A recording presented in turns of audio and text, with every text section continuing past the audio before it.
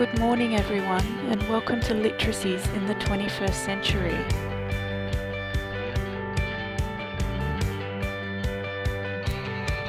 So what does this actually mean, and what is multimodality? Literacy teaching by reading and viewing, understanding and responding, producing and interacting using a wide range of tools, not only the pen and paper of the past and the present.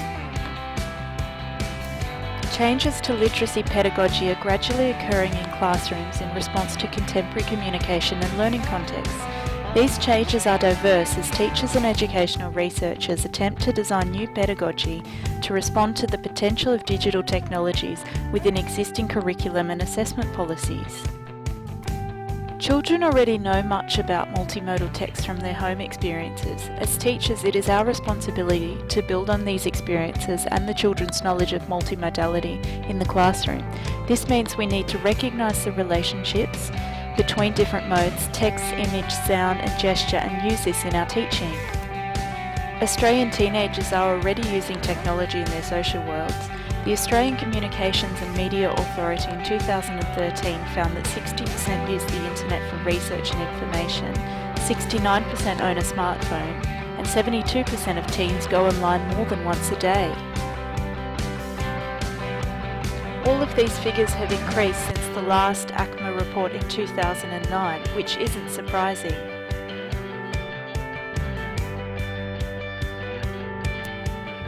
Some of the most visited online channels by teens are able to be used in a classroom teaching context.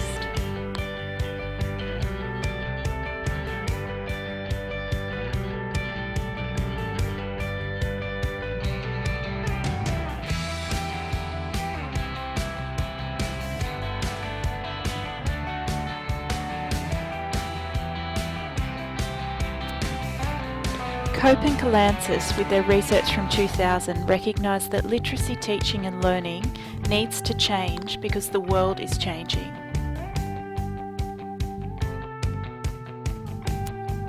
As does Edwards Groves, who acknowledges that new social, textual and techno-literate practices have enabled students to become multimodal designers of texts as they message, blog, Flickr, Facebook, podcast and Twitter their way into their future lives.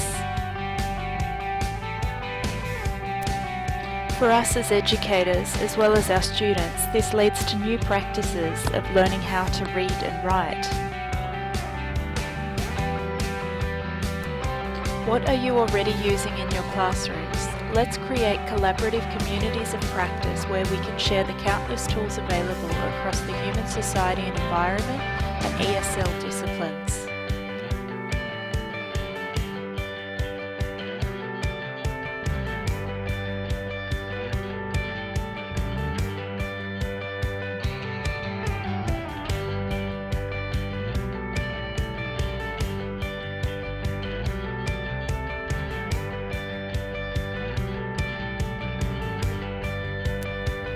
The educational technology or Web 2.0 tools are endless, but sometimes our skills are not, and we are described as digital immigrants in comparison to our students. Hence the need for peer learning and an ongoing community of practice within our discipline areas.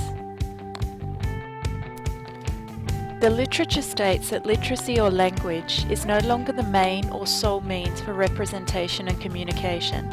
Other modes such as images, animation and sound have become more significant, replicating, extending and performing differently from language. Crest 2003. So how can this work in our classrooms? At the end of a topic, Year 12 Business Studies students can use an educational technology tool such as Kahoot to create a revision quiz which is played in class 2 weeks later. The topic example here is influences on marketing. This benefits students who create meaning from questions being developed, self-directed learning processes, work in teams, techno-literacy skills, engages the general capabilities of literacy, numeracy, ICT competence, critical and creative thinking, and personal and social competence. Also, this multimodal classroom activity benefits teachers who have an ongoing classroom resource for future years and the ability to observe curriculum knowledge gaps within the students as they're completing the task. Case Study 2. How can multimodal pedagogy work in the ESL classroom?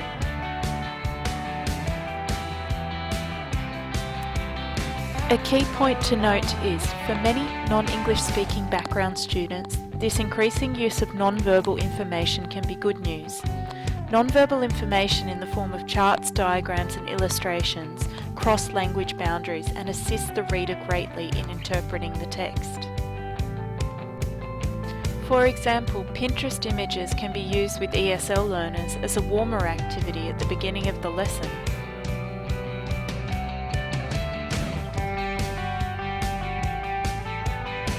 In New South Wales Intensive English Centre high schools, students use multimodal tools to prepare for presentations. Students draft their talk on paper, then type their talk, practice their talk and research images, props, food or costumes to use when they present their talk to the class. This process takes 2 weeks. Some topics that students choose to present about include their family, religion, hometown, cuisine, job, famous places, festivals, health and nutrition. This is done using the Certificate in Spoken and Written English curriculum.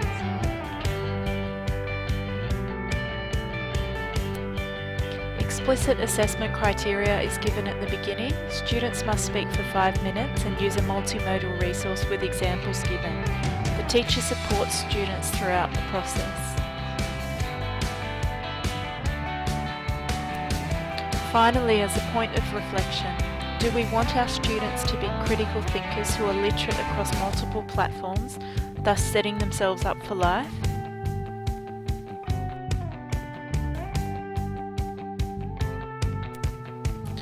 Or do we shy away from technology in the classroom because of our own shortcomings and training gaps?